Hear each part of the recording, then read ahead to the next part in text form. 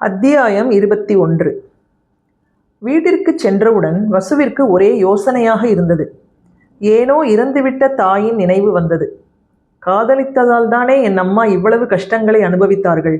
கண்ணுக்கு கண்ணாக தன்னை வளர்த்த தன் அம்மாவை கூட கடைசி வரை பார்க்க முடியவில்லை. அத்தை என்ற ராட்சசியிடம் மாட்டிக்கொண்டு எவ்வளவு தவித்தார்கள். கடைசியில் என்னை விட்டே சென்று விட்டார்கள் என்று நினைத்து வாய்விட்டு அழுதாள். ஏற்கனவே தலைவலியும் காய்ச்சலும் இருந்ததால் அழுகையில் அது அதிகமாகி போனது. அப்படியே அனத்திக்கொண்டே படுத்திருந்தாள். மாலை அலுவலகம் முடிந்தவுடன் எப்படி இருக்கிறாள் என்று பார்ப்பதற்காக வைதேகி வந்தாள். உடம்பு அனலாக கொதிப்பதை பார்த்தவுடன் பதறிப்போய் அவளை டாக்டரிடம் அழைத்துச் சென்றாள். அவர் பார்த்துவிட்டு, ஒன்றுமில்லை, சாதாரண காய்ச்சல்தான், ஒரு நாள் ஓய்வெடுத்தால் சரியாகிவிடும் என்று கூறி ஒரு ஊசி போட்டு மருந்து எழுதி கொடுத்தார். அவளை தன்னுடன் வீட்டிற்கு வருமாறு எத்தனை முறை கூறியும் வசு மறுத்துவிட்டாள். வேறு வழியின்றி அவளை வீட்டிலேயே விட்டுவிட்டு பிரெட்டுடன் சிறிது பாலை சேர்த்து கொடுத்து மருந்தையும் கொடுத்து ஓய்வெடுக்குமாறு கூறி சென்றாள். மறுநாள் காய்ச்சல் விட்டிருந்தது. ஆனால் உடல் சோர்வாக இருந்ததால் அவளால் அலுவலகம் செல்ல இயலவில்லை. காமேஷிற்கு மறுநாள் எப்பொழுது சென்று அவளை பார்ப்போம் என்று இருந்தது. அவள் வராததால் உடம்பிற்கு என்ன ஆயிற்றோ தெரியவில்லையே என்று கவலைப்பட்டான். வைதேகியை அழைத்து கேட்கலாம் என்று நினைத்தவன் ஒரு வினாடி யோசித்தான். முதல் நாள் அப்படி பதட்டத்துடன் அவளை கேட்டவுடன் அவள் பார்வையில் தெரிந்த சந்தேகம் அவனுக்கு உடனே புரிந்தது. இப்பொழுது கூப்பிட்டு கேட்டால் சந்தேகத்தை ஊர்ஜிதப்படுத்தியது போல ஆகிவிடும் என்று நினைத்தான். இன்று ஒரு நாள் பார்ப்போம், நாளையும் வரவில்லை என்றால் நேரே சென்று பார்த்து வரலாம் என்று முடிவெடுத்தவன் வேலையில் மூழ்கி போனான்.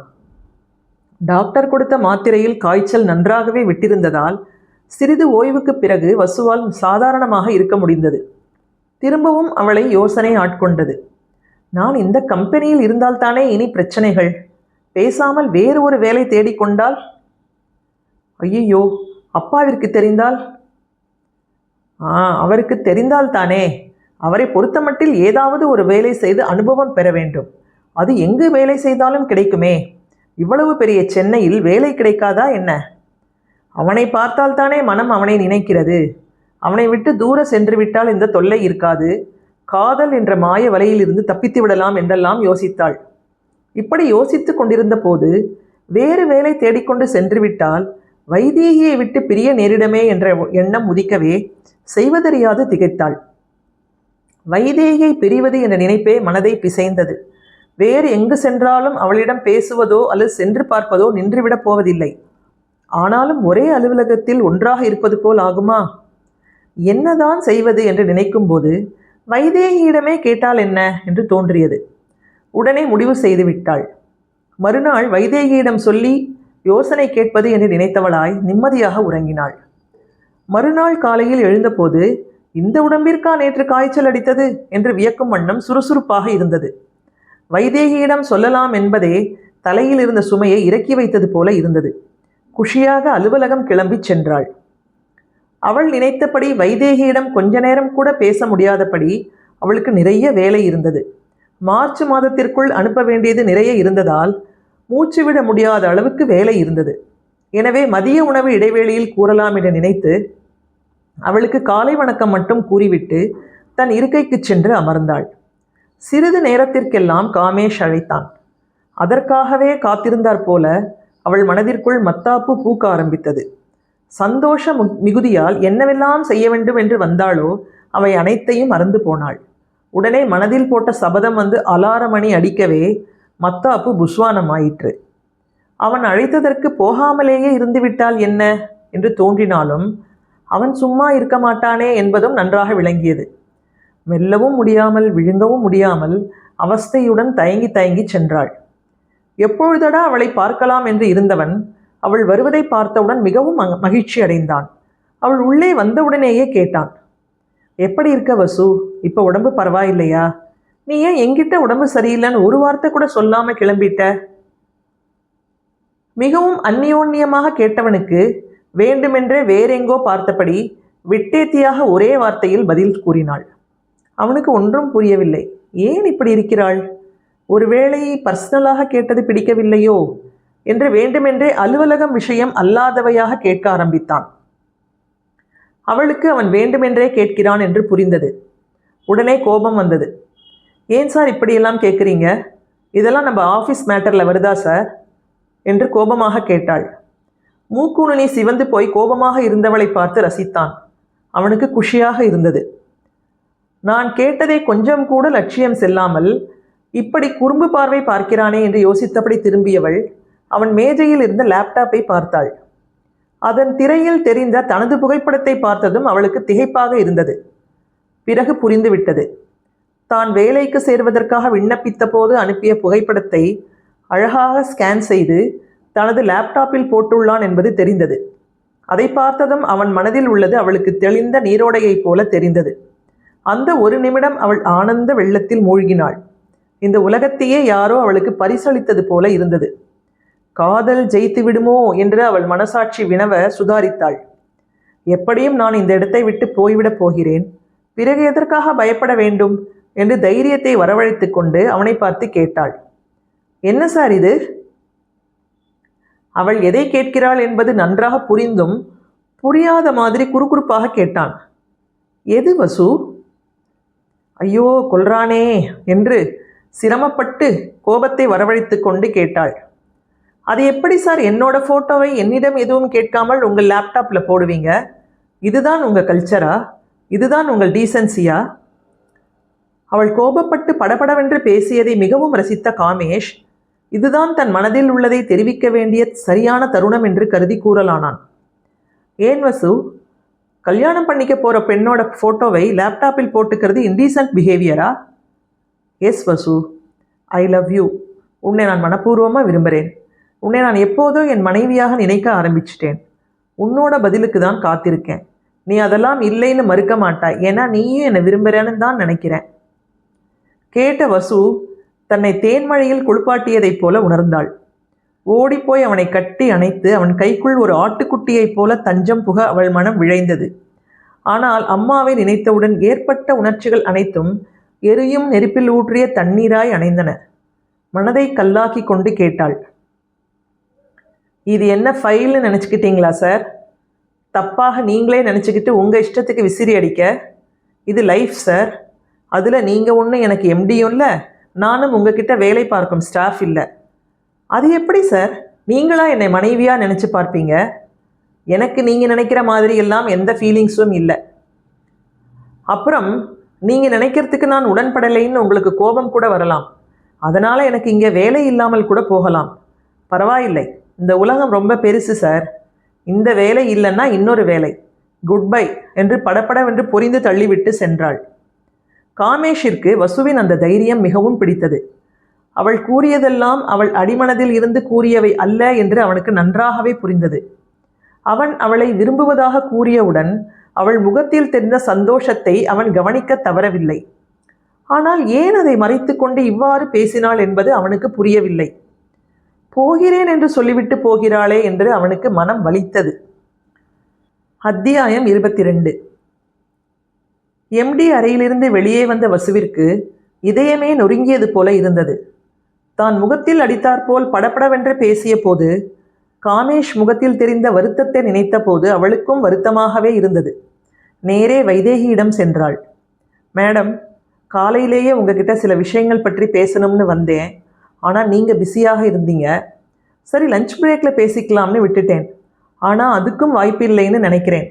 நான் இந்த ஆஃபீஸை விட்டே போக போகிறேன். இப்போ நான் இருக்கிற நிலைமையில் அதுவும் இப்போ ஆஃபீஸில் வச்சு சொல்ல முடியாது. சாயந்தரம் நான் நேராக உங்கள் வீட்டுக்கு வந்துடுறேன். உங்ககிட்ட சொல்லலைன்னா என் மண்டையே வெடிச்சிடும். தயவு செய்து இப்போ என்னை தப்பாக நினச்சிக்காதீங்க. நான் வரேன் என்று மூச்சு விடாமல் பேசிவிட்டு வெளியே ஓடிவிட்டாள். வைதேகிக்கு திகைப்பாக இருந்தது. அதை பார்த்து கொண்டிருந்த காமேஷிற்கு வைதேகியிடம் பேசினால் கண்டிப்பாக வசுவிற்கு தன் காதலை புரிய வைக்கலாம் என்று தோன்றியது. உடனே அவளை அவன் அறைக்கு வருமாறு அழைத்தான். அவளுக்கும் அதே சரி என்று தோன்றவே உடனே சென்றாள்.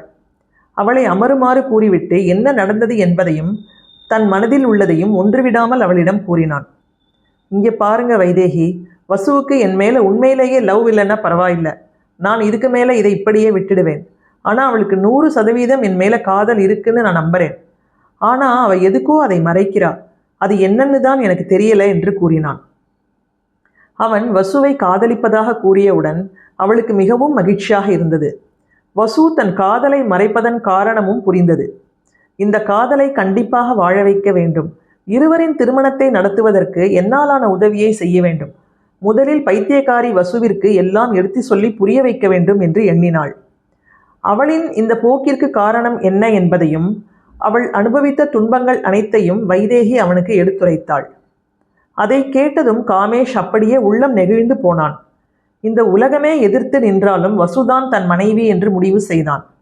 வேக வேகமாக அலுவலகத்தை விட்டு வெளியேறிய வசுவிற்கு துக்கம் தொண்டையை அடைத்தது. கண்களில் கண்ணீர் முட்டி நின்றது. வண்டியை ஓட்ட ஆரம்பித்தவுடன் கண்களில் இருந்து தாரை தாரையாய் கண்ணீர் வழிய ஆரம்பித்தது. எவ்வளவு முயற்சி செய்தும் அவளால் அழுகையை கட்டுப்படுத்த முடியவில்லை. அதனால் சாலையை சரியாக கவனிக்க முடியவில்லை. அதை பற்றியெல்லாம் கவலைப்படாமல் குருட்டாம் போக்காக ஓட்டிக்கொண்டிருந்தாள். விளைவு, அங்கு ஓரமாக இருந்த குப்பை தொட்டியில் மோதி கீழே விழுந்தாள். ஏற்கனவே மனதில் உள்ள துக்கம், காலையிலிருந்து எதுவும் சாப்பிடாதது, கீழே விழுந்தது என்று எல்லாம் ஒன்று சேர உடனே மயக்கமானாள். அங்கே அருகில் இருந்தவர்கள் ஒன்று சேர்ந்து அவளுக்கு மயக்கம் தெளிவிக்க பார்த்தனர். ஆனால் பயன் இல்லாமல் போகவே ஆஸ்பத்திரியில் கொண்டு சேர்த்தனர். அவள் கழுத்தில் தொங்கிய அடையாள அட்டையை பார்த்து அலுவலகத்திற்கு ஃபோன் செய்தனர். அப்பொழுதுதான் எல்லாவற்றையும் பேசி முடித்துவிட்டு சாயந்திரம் இருவருமாக சேர்ந்து சென்று அவளை பார்க்கலாம் என்று முடிவு செய்த நேரத்தில் ஃபோன் வரவே இருவரும் பதறி அடித்துக்கொண்டு ஆஸ்பத்திரிக்கு விரைந்தனர். அங்கு இன்னும் மயக்கத்தில் இருந்த வசுவை பார்த்ததும் காமேஷிற்கு மிகவும் கவலையாக இருந்தது. அவளுக்கு தலையில் அடிபட்டிருப்பதாகவும் சிடி ஸ்கேன் செய்து எடுத்து பார்த்ததில் பயப்பட எதுவும் இல்லை என்றும் இன்னும் சிறிது நேரத்தில் மயக்கம் தெளியலாம் என்றும் டாக்டர் கூறினார்.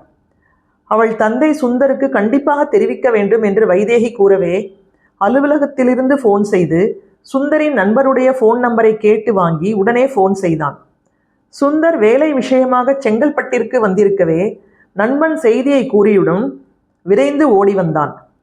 வாடிய மலராக மயக்கத்தில் இருக்கும் வசுவை பார்த்ததும் விக்கி விக்கி அழ ஆரம்பித்து விட்டான். நண்பன் சேகரை இழந்தேன், என் வாழ்க்கையின் அதிர்ஷ்ட தெய்வத்தை சீதாவையும் இழந்தேன், இப்போது என் உயிருக்கு உயிரான வசு இப்படி கண் திறக்காமல் கிடக்கிறாளே, இவளும் என்னை விட்டு போய்விடுவாளோ என்று நினைத்து அழுதான். அவன் இப்படி அழுவதை பார்த்ததும் வைதேகி வந்து ஆதரவாய் அவன் கையை பற்றி கொண்டு சமாதானம் கூற வந்தாள். என் வசுவை பாரும்மா, எப்படி கிடக்கா, ஒரு நிமிஷம் கூட அவள் சோர்ந்து போய் நான் பார்த்ததே இல்லை, இப்போ இப்படி கிடக்கா, எல்லாத்துக்கும் நான் தான் காரணம், நான் சொன்னா எதுவுமே மீற மாட்டா, நான் அனுப்பிச்சது தான் அவ இங்கே வந்தா, இல்லைன்னா கண்டிப்பா இது நடந்திருக்காது, நானே எல்லாத்துக்கும் காரணம் ஆயிட்டேனே என்று மிகவும் நெகிழ்ந்து போய் அழுதான்.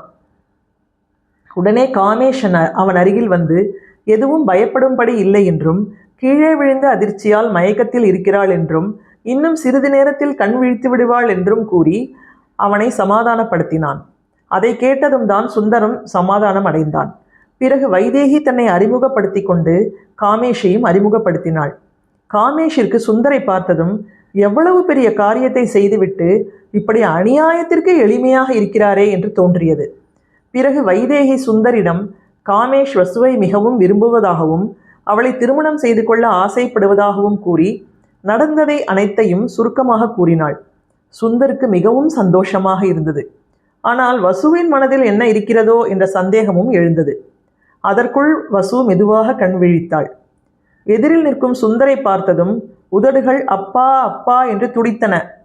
கண்களில் கண்ணீர் கரை புரண்டது. பக்கத்தில் நின்று கொண்டிருந்த காமேஷின் கைகள் அந்த கண்ணீரை மிகவும் ஆதரவாய் துடைத்தன. மெதுவாக தலையை திரும்பி பார்த்தவள் காமேஷ் என்று அறிந்தவுடன் மிகவும் பரவசமாகி தன்னை மறந்து அவன் கைகளை அழுந்த பற்றி முத்தமிட்டாள். அவன் அவள் தலையை மெதுவாக கோதி அவளை மெல்ல அணைத்து கொண்டான். பார்த்து கொண்டிருந்த சுந்தரின் கண்களில் இருந்து கண்ணீர் வழிந்தது.